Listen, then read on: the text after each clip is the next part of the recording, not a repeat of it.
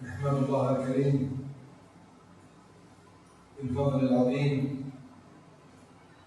الهادي إلى الصراط المستقيم الباعث لنا نبيه الرؤوف الرحيم سيدنا وحبيبنا وإمامنا وشفيعنا وقدوتنا وهادينا ودالنا إلى بارينا رسول الله محمد بن عبد الله القائم بحقوق الله ما أراد إلا وفرج الله. نحمد الله تعالى على هذه النسبة العظيمة التي خصنا بها وإياكم وجميع أهل هذه الملة إلى أمة مباركة مرحومة مقدمة على سائر الأمم. يميز الله تعالى الأزمنة والأمكنة بميزات عظيمة، وجعل أفضل هذه الأزمنة زمان النبي محمد صلى الله عليه وسلم، فقال: خير الناس قرني ثم الذين يلونهم ثم الذين يلونهم. وجعل من الأمكنة التي تتباهى بها الملائكة في الملأ الأعلى أمكنة ذكر الله تعالى والصلاة على رسول الله صلى الله عليه وآله وسلم، وأماكن اجتماع أهل الإيمان والإسلام على ذكر الله وعلى التذكر في دين الله وفي أخلاق وآداب رسول الله وسنته وهديه عليه الصلاة والسلام. فالمؤمن والمؤمنة ساعون إلى هذه الأماكن يغتنمون أزمانهم وأوقاتهم لأنها رأس أموالهم، فليس قدر الإنسان وقيمته في ماله ولا في ذهبه ولا في فضته ولا في مكانته السياسية أو في حكمه، إنما مكانته في صلته الخاصة بربه سبحانه وتعالى. وكلما ارتقى مرتبة بالصلة الخاصة طلب ما فوقها حتى يكون منتهى قصده وجه ربه سبحانه وتعالى، كما قال ربنا سبحانه وتعالى في شأن أقوام يأتي بهم في آخر الزمان بل في كل قرن من القرون، عندما تتردى طوائف من هذه الأمة ويغلبون الدنيا على الدين ويغلبون الهوى على هدي سيد المرسلين، قال ربنا سبحانه وتعالى: يا أيها الذين آمنوا من يرتد منكم عن دينه فسوف يأتي الله بقوم يحبهم ويحبونه أذلة على المؤمنين أعزة على الكافرين يجاهدون في سبيل الله ولا يخافون لومة لائم، مستقيمين على الطريق مستبصرين في أقوالهم في أفعالهم في ما يسمعون، بل وفي أفكارهم وفي خواطرهم، حتى تصفو هذه الأفكار والخواطر إلى واردات حقية يخاطب الله تعالى بها القلوب في عالم الغيوب، لا يسمعون أصواتا ولا يرون حركة، بل يلقي الله تعالى هذه الواردات على قلوبهم من المؤمنين ومن المؤمنات. وقد ضرب الله لنا المثل في قصة سيدنا موسى عندما خافت عليه أمه أن يظفر به فرعون فيذبحه كما ذبح أعداد كثيرة من الذكور، فخاطب الله تعالى هذه المرأة من طريق الإيحاء والإلهام حتى رسم لها خطة عجيبة عظيمة تتعامل مع هذه المحنة والفتنة التي تمر بها. وهذا ليس خاصة بأم موسى، بل هو لكل مؤمنة صادقة راغبة خائفة على دينها، خائفة على ما حواليها أن يظفر به العدو إبليس أو أعوان إبليس، فيتوجهون إلى الله سبحانه وتعالى فيجعل لهم من هذه الأزمة مخرج، ومن يتق الله يجعل له مخرجا ويرزقه من حيث لا يحتسب. فقال الله تعالى: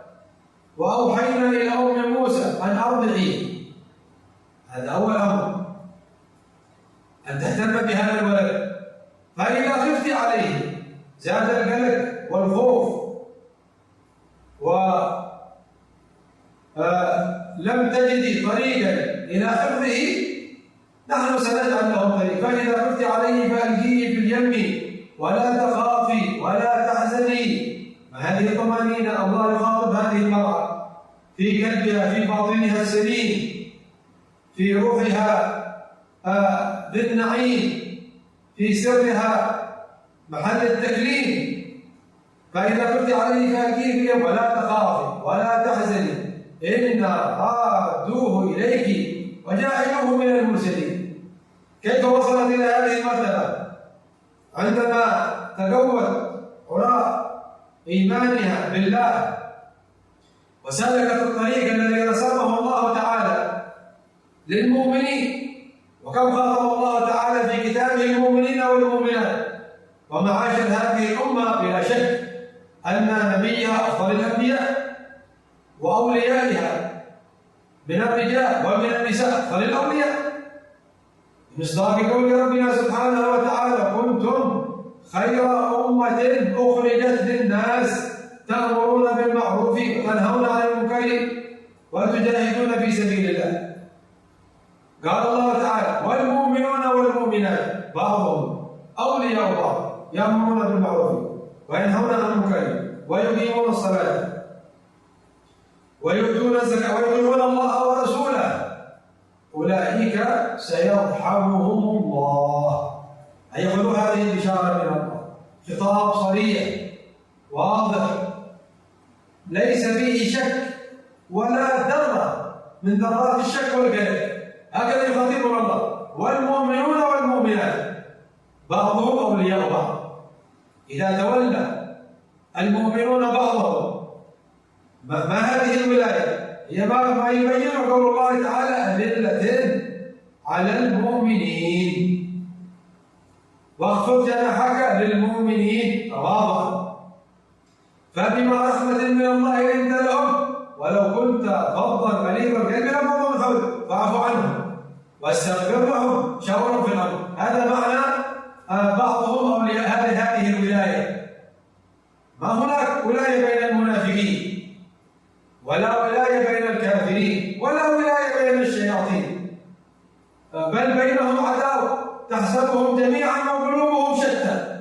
لكن المؤمنون بعضهم أولياء بعض، لهم وظائف، يأمرون بالمعروف في أنفسهم أولا، يأمرون أنفسهم بالمعروف بالعرف المتصل بالشرع، أو بالمعروف أنواع البر والهداية والصلاة والترقي. يرقي نفسه المؤمن والمؤمنة، يأمر بالمعروف، يأمر نفسه أولا. تجد في أماكن مرضاة الله تعالى، في أماكن امتثال الأوامر، وفي أماكن اتباع السنن وإقامة الآداب، مجالس الذكر، مجالس التنوير، مجالس الصلاة على البشير النذير. لكنه بعيد تماما عن مجالس الخناء والحرام ومخالفة السنة، لا تجد هناك. هذا أشبه بالملائكة، يلتمسون حلق الذكر، يلتمسون مجالس العلم. لماذا؟ لأن لهم وظيفة، يأمرون بالمعروف، يربون أنفسهم، يربون أولادهم بناتهم، يعينون على تربية أولاد الجيران بنات الجيران، يعينون على استقامة أهل بلدهم. هذا تفكيرهم، هذا شغلهم، هذه المنهجية التي تركنا عليها رسول الله محمد وغرسها في مثل سيدتنا خديجة. أول ما خرج من الغار من تلقى الوحي عن سيدنا رسول الله؟ أول من تلقى هذا الوحي عن الإطلاق السيدة خديجة عليها سلام الله تعالى، قبل أن يسبقها لذلك غيرها. ثم جاء بعد ذلك سيدنا علي، سيدنا أبو بكر، سيدنا زيد ابن حارثة، وتوالى بعد ذلك إلى الإسلام عدد كثير من المؤمنين والمؤمنات. لكن الظافرة بأنوار الرسالة من أولها خديجة رضي الله عنها. انتقل هذا بعد ذلك إلى بناتها، إلى زينب ورقية وأم كلثوم وإلى السيدة فاطمة، ثم انتقل بعد ذلك إلى أمهات المؤمنين كالسيدة عائشة، فظهرت بالعلم والفتوى وانتفع بها كثير من المؤمنين ومن المؤمنات، لأنها أقاموا هذه الوظيفة يأمرون بالمعروف. فلننظر الآن إلى أحوالنا، من قد استفاد منها؟ من اهتدى على أيدينا؟ من ترك محرما بسببه؟ من فعل واجبا كان له تاركا بسببه؟ من انتهض للسنة النبوية التي زهد فيها كثير من الناس ويقولون هذه السنة، كان أمر بسيط، هي سنة من؟ ليست سنة، هي سنة من؟ نسبها إلى من؟ من اهتدى على أيدينا لإقامة السنة؟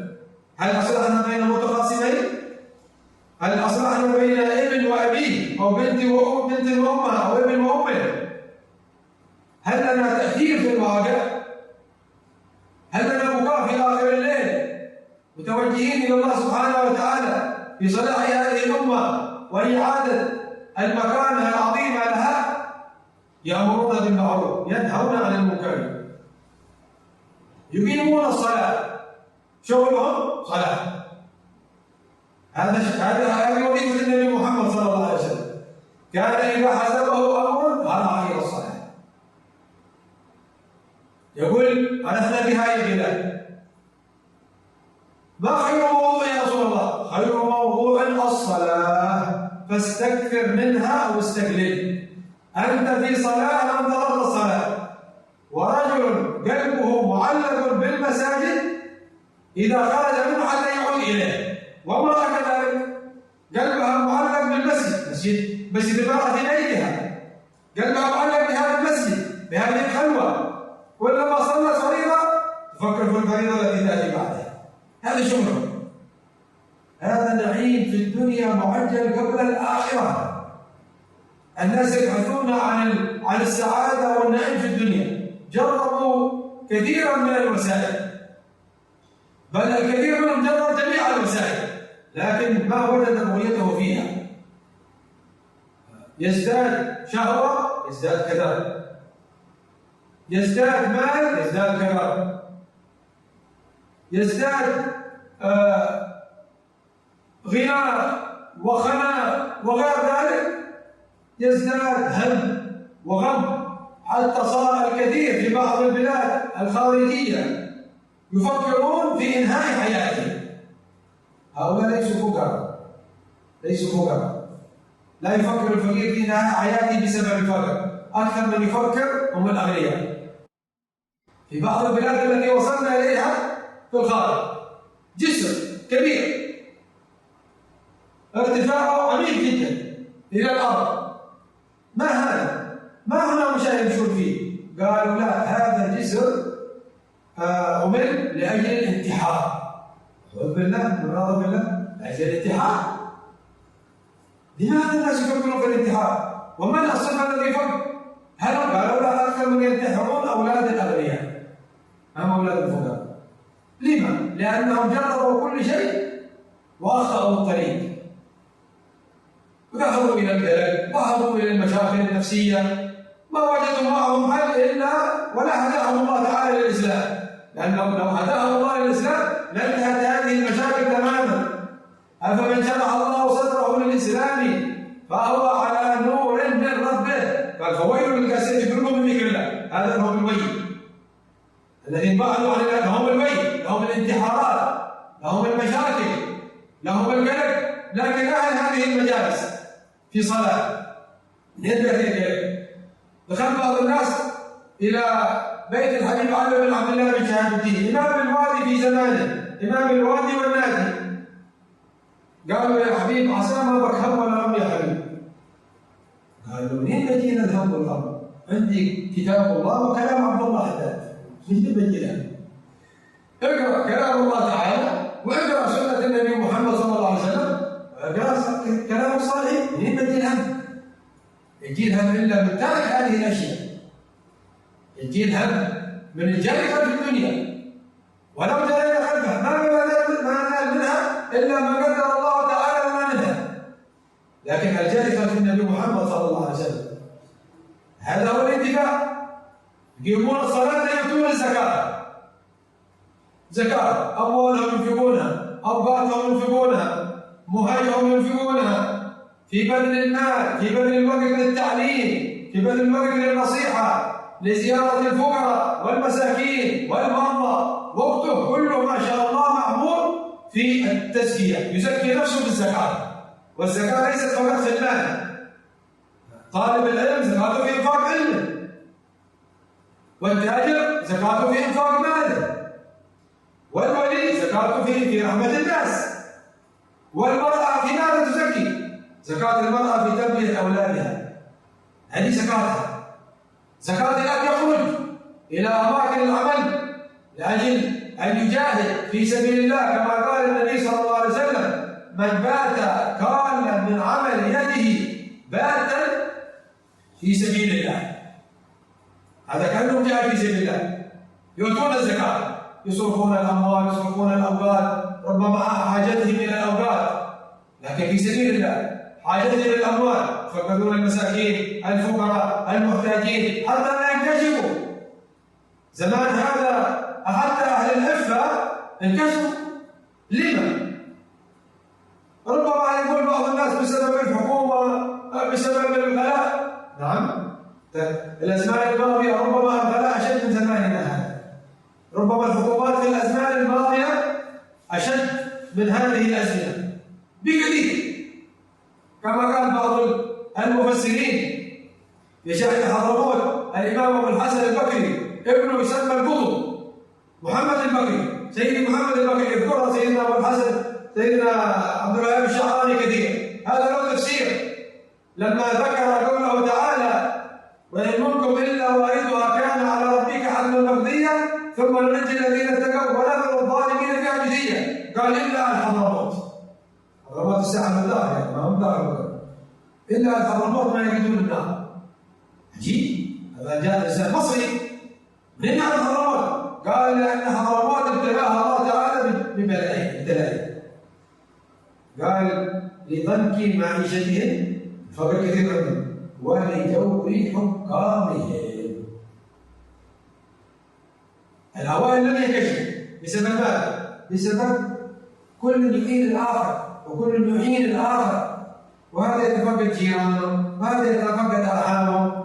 ما زاد من فضل ماله أو من فضل زاده عاد به على الآخرين، كما أثنى النبي صلى الله عليه وسلم على الأشعريين، أتباع سيدنا أبي موسى الأشعري. قال: رحم الله الأشعريين، كان إذا نقص زادهم جمعوا أزواج. إذا نقص بعضهم ما عنده زاد حتى لا ينكشفوا ولا يقول أنا أعطيت فلان، قال: يجمعون الأزواج، هذا الكثير وهذا القليل وهذا الأقل وهذا الأكثر، فيجمعون هذه الأزواج ثم يقتسمونها بالسواء، يقسمونها سواء، الذي جاء بالكثير والذي جاء بالقليل. هكذا كانت أحوالهم. الآن صرنا كأننا في يوم القيامة نفسي. الناس يوم القيامة يقولون نفسي، إلا النبي محمد وأتباع النبي محمد ما يقولون نفسي. كذلك في الدنيا أتباع النبي محمد ما يقول نفسي، ما يفكر في نفسه فقط، ما يفكر في عياله، قلبه مليء بالرحمة.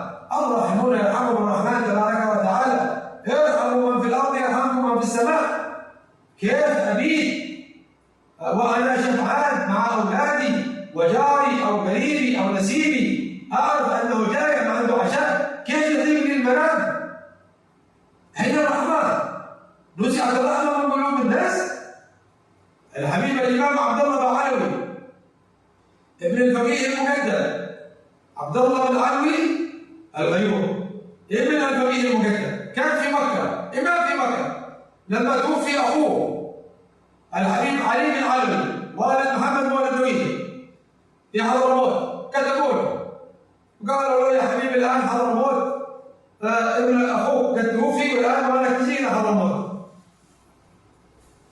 ما يصلح لك إلا ما يصلح حضرموت إلا أنت. فجاء ومعه من الخير الكثير، وأوقف أراضي كثيرة، المسجد بني أحمد، مسجد علوي الذي بنى سيدنا علي بن علوي خان أبي سنة، وأنفق أموال كثيرة في تريم وفي للفقراء والمساكين، كان يتفقد كل ليلة جيرانه.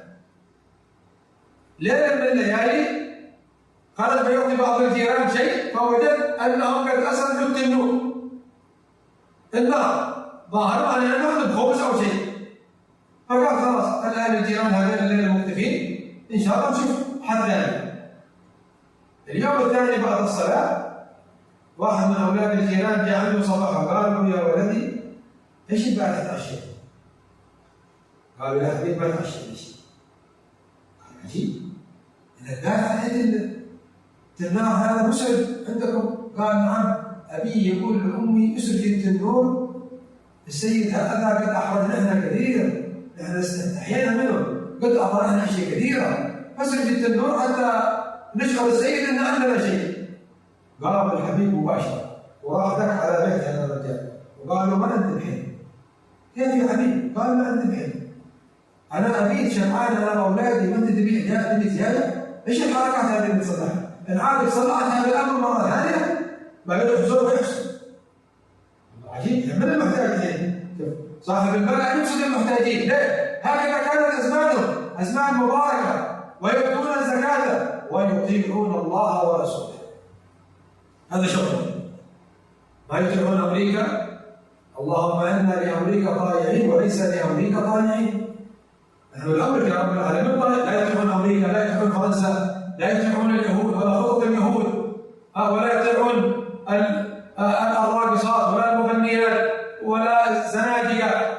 طاعتهم الله ورسوله. ماذا قال الله؟ ماذا قال الرسول؟ غير هذا ما كان موافق لقول الله وقول رسول الله على العين والراس، وما خالف هذا الامر تحت الرجل، ولا له قدر ولا له قيمه. حبيب حبيب حبيب يدعون الله ورسوله. ما البشاره يا رب؟ هذه اعمال ذكرها الله تعالى، بعضهم اولياء بعض، مؤمنون اولاد بعضهم اولياء بعض. اول المحبه الترابط في الله، هذه اعمال جلبيه، ما يتكبر المؤمن على المؤمن ولا المؤمن على المؤمن، ولا يقتل بعضكم بعضا، ولا يحقر رجل ولا امرأة امرأة، ما يحقر أحد، بعضهم أولياء بعض. العمل الثاني يأمرون بالمعروف، ثالث ينهون عن المنكر، رابع يقيمون الصلاة، خامس يؤتون الزكاة، سادس يطيعون الله ورسوله. حكمنا هذه القواعد القرآنية والأعمال المصطفوية لنا بشارة. أولئك إشارة إلى من يفعل هذه الأشياء سيرحمهم الله. كلنا نحتاج إلى الرحمة، نحتاج الرحمة في الدنيا، إن كنا أصحى وإن كنا مرضى، وإن كنا صغار وإن كنا كبار، وإن كنا في الدنيا وإن كنا في البرزخ، وإن كنا نحن محتاجين ذلك. سيرحمهم الله، ما يرحمهم سيرحمهم الله. ما هم هذه الإشارات التي يحدثنا الله سبحانه وتعالى عنها؟ فلنتسابق ولنسارع وسابقوا. كم جاء الأمر إلى هذا التوجيه، لأن الأوقات قصيرة. الذي يعيش مننا 100 سنة سيجد أن هذه 100 سنة قصيرة قصيرة قصيرة. سيدنا نوح على نبينا وعليه الصلاة والسلام سئل كما ذكر بعض أهل العلم: كيف رأيت الدنيا يا نوح؟ هذا طبعا بعد أن جاوز 1000 سنة. قال: رأيت الدنيا كبيت له بابان، دخلت من أحدهما وخرجت من الآخر. من الناس يعيش عمر نوح؟ ولا نصف عمر نوح، ولا ثلث، ولا ربع. يذكر بعض أهل التاريخ امرأة مات لها صغير من الأزمان الماضية، فمر عليها نبي من الأنبياء فوجدها تبكي عند قبر ابنها، فقال: يا أمة الله اتق الله واحتسبي. قالت: يا هذا ما عرفت المدني، يا هذا امضي في طريقي، ما أصبت بما أصبت به. ماذا؟ قالت: يا هذا ابني قد توفي، الآن سنة فقط، 250 سنة. فتبسم هذا النبي قال: ستأتي أمة في آخر الزمان لا يبلغ أحدهم عمر طفلك هذا. قالت: عجب، وكم أعمارهم؟ قال: من 60 إلى 70 وما زاد فقد مدى. قالت: والله لو كنت في هذه الأمة لما بنيت لي دارا قط، سأجلس عند حجرة، فإذا طلعت الشمس من المغرب جلست إلى جهة الحجرة في المغرب، وإذا ذهبت إلى المغرب رجعت إلى جهة المشرق في الحجرة، ما أبني لي دار. الآن نحن 60-70 سنة أو ما يقاربها، وصراع ومشاكل وهموم لماذا؟ لأننا سلكنا طريق الكدر، ولو سلكنا طريق الحق طريق رسوله ما نازل قلوبنا شيء من هذا، كما كان أسلافكم أهل الصلاح والفلاح في مثل هذه البلدة وفي غيرها. تدخل أن بعض من يسمونهم العوام، كما قال سيدنا الشيخ محمد رحمه الله تعالى، قال بعض الناس لما تقول لهم عوام تظلمهم محسوب في قائمة العام، لكن لما تدخل عنده تخرج من عنده وأنت تزداد إيمان، يقوى إيمانك، تزداد توكل، تزداد تواضع. تدخل عنده من حيث الحمد لله والشكر، هو مبتلى بأمراض بفقر، لكن لما تدخل عنده الحمد لله أنعم الله عليك بكذا كذا نعمة، ما أقدر أوفي نعم الله تعالى، ما عندي ما لا عند غيري، هذا مسكين ده. لكن هذا امتلأ بتعظيم المنعم وتعظيم النعمة. اليوم نحن عندنا نعم كثيرة، لكن يقول أنا عند غيري ما ليس عندي، ما عندي أنا. الذي يشمل هذه النعمة يصلح أن يكون حتى في بيت الأنبياء. في صحيح الإمام البخاري سيدنا إبراهيم بعد أن تزوج ابنه إسماعيل في قبيلة يرهم اليمنية الواردين إلى مكة واستقروا هناك، مر سيدنا إبراهيم بعد زواج إسماعيل على خيمته فقال: أين إسماعيل؟ خاطب زوجته بعد أن توفيت أمه هاجر. قالت: لقد خرج في بعض شأنه، كيف حالكم؟ قالت: فينا الفقر وما عندنا طعام وما عندنا شيء. اشتكت لسيدنا إبراهيم، سمعها ولا ضيفته ولا رحبته، كان شيخ وابوه عليه النور. قال: إذا جاء إسماعيل فأبلغيه مني السلام وقولي له بدل عتبة بابك. ما في مثل الإشارة، هذه رموز وإشارات بين الأنبياء، بين الأب وابنه، هذا نبي وهذا نبي. فلما جاء سيدنا إسماعيل أخبرته الخبر، قال: ذاك أبي وقد أمرني أن أفارقك، أنت ما تصلح أن تكونين في بيت النبوة، والذي ينتسب إلى بيت النبوة وليس في قلب الحمد والشكر ما يصلح أن يكون من بيت النبوة، والذي ينتسب إلى هذه الأمة وليس في قلب لا يصلح أن يكون من هذه الأمة. ففارق سيدنا إسماعيل. بعد سنوات رجع مرة ثانية سيدنا إبراهيم فوجد امرأة أخرى. أين إسماعيل؟ قالت: خرج في بعض شأنه، تفضل نكرمك، تنزل عندنا ضيف، كيف حالك؟ قال: الحمد لله عندنا كل شيء، ما طعامكم؟ قالت: اللحم واللبن. قال: اللهم بارك له في مده. فبعد هذه الدعوة زرعت مكة، قبل هذا ما كانت زراعة، كانوا يشربون اللبن ويأكلون اللحم. فدعا لهم سيدنا إبراهيم ودعا لهذه المرأة الصالحة، هي من البطولة التي حملت بسيدنا محمد. هذه المرأة تصلح أن تحمل بنبي آخر الزمان. أما المرأة الأولى هذه كذلك من جرهم يمنية، لكن ما كلهم سواء، ليس أهل القبيلة الواحدة سواء، ليس نساء الحامي سواء، وليس نساء التعليم سواء، وليس نساء مكة سواء. فيهم الصالحات، فيهم الطالحات، فيه الشاكرات الحامدات، وفيه الجاحدات. كذلك زوجات الأنبياء، هذه المرأة لما صارت كانت محلا للحمد والشكر والثناء على الله، أكرمها الله تعالى بأن تكون هي من البطولة التي حملت بنبي آخر الزمان سيدنا محمد صلى الله عليه وسلم. هكذا ينبغي أن نكون حامدين شاكرين لله سبحانه وتعالى، وأن نفرح بفضل الله علينا. كم لنا من جود رباني في كل نفس من أنفاسنا في أوقاتنا. جعل لنا 4 أشهر، هذه أشهر حرم نزداد فيها همة وإقبال على الله تعالى. إن عدد الشهور عند الله 12 شهرا في كتاب الله وخلق السماوات والأرض منها أربعة حرم، ذلك الدين القيم فلا تظلموا فيهن أنفسكم.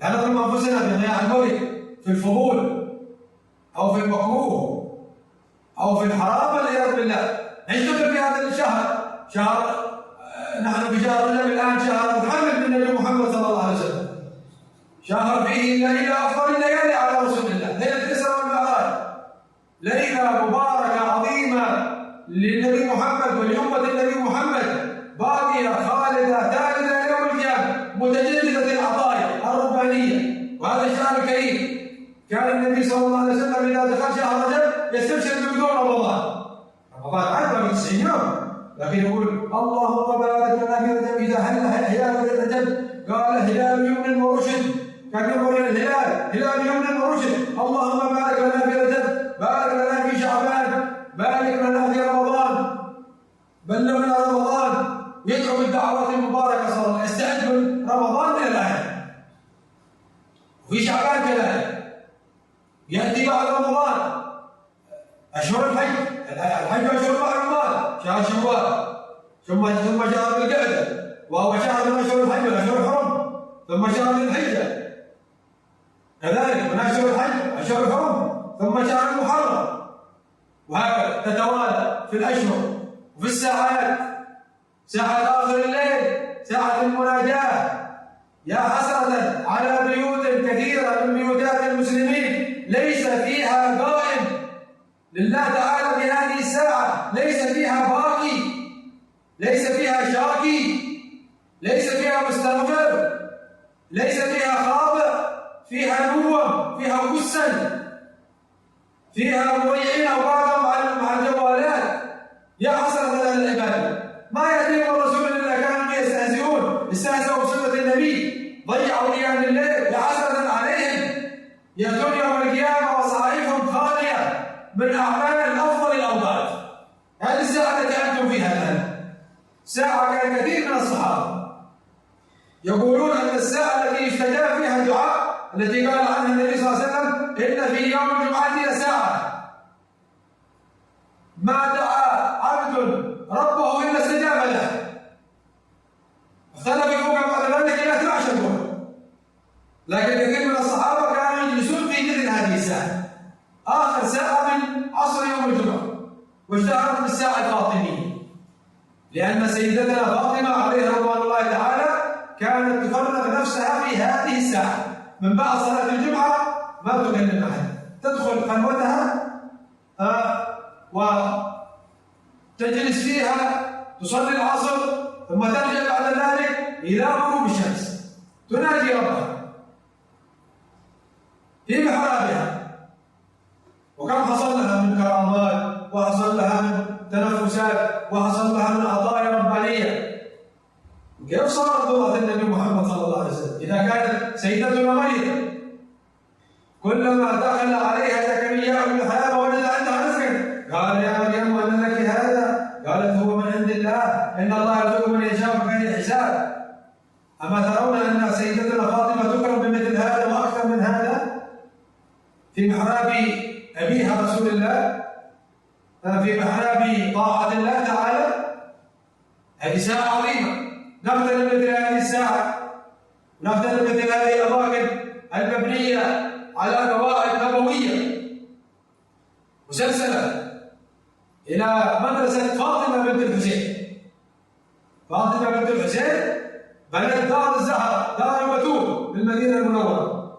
أخوها علي بن الحسين بنى دار مصر بعد أن حصلت لهم المشقة الكبيرة، بعد أن رأوا أهل بيتهم وأباهم الحسين كيف قتل وكيف فصل رأسه عن جسده، وقتل من أهل بيته 70 وأكثر، ومن أصحابه كذلك أعداد كثيرة أخذ بهم من العراق إلى الشام، ثم بعد ذلك إلى المدينة المنورة، ما نسوا وظيفتهم.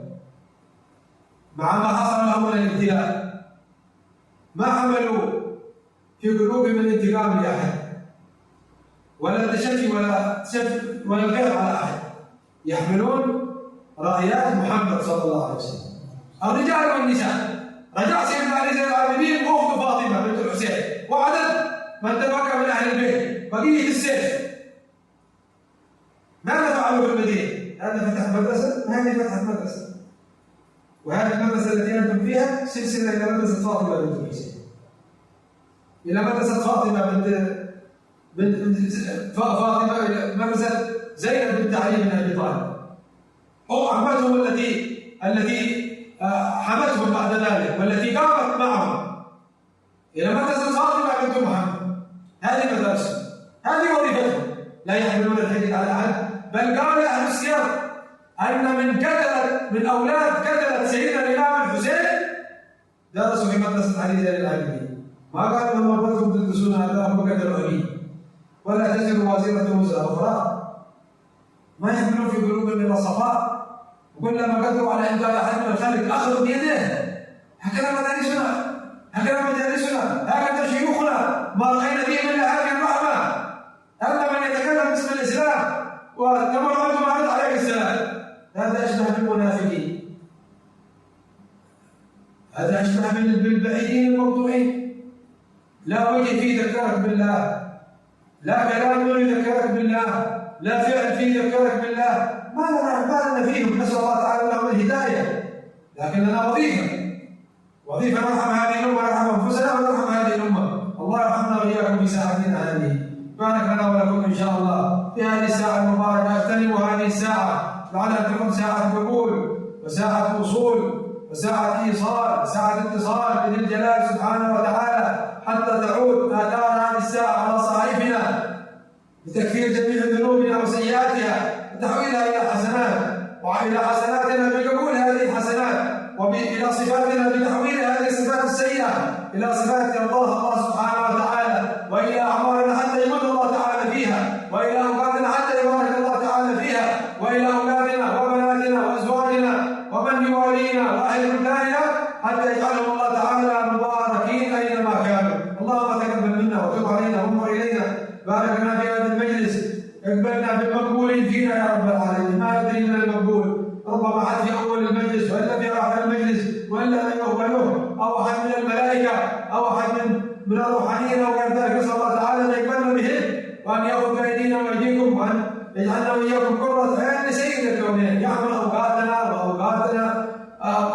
بالطاعه والعباده، ويعمر اجسادنا بالطاعه، ويعمر قلوبنا بالمعرفه، ويعمر ارواحنا بالمحبه، ويعمر اسرارنا بالشهود، ولا يحرمنا خير ما عندنا شر ما عندنا، فضلا واحسانا ويجزي القائمين على هذه المدارس خير الجزاء، الاداريات والمدرسات من الرجال ومن النساء، يجزيهم الله خير الجزاء، ويجعل بينهم التعاضد على طاعه الله، ويحفظهم من الشرار والنفاق وسوء الاخلاق، ويزيل امرنا واياكم بطاعه الله مع كمال الطاعه، وحفظ ما نخاف في خير واطاف واعراف كمالات ما ترحم والدينا ووالديكم المتقدمين من رجالات ونساء هذه البلد، اجعل قبورهم روضه من رياض الجنه، اجعل لهم من عذاب النار وقعدا وجنه، يدخل على قبورهم الروح والريحان والفسحه والرضوان والبشارات والامان في خير واطاف وعظم كمالات ما الى حضره النبي سيدنا محمد صلى الله عليه وسلم.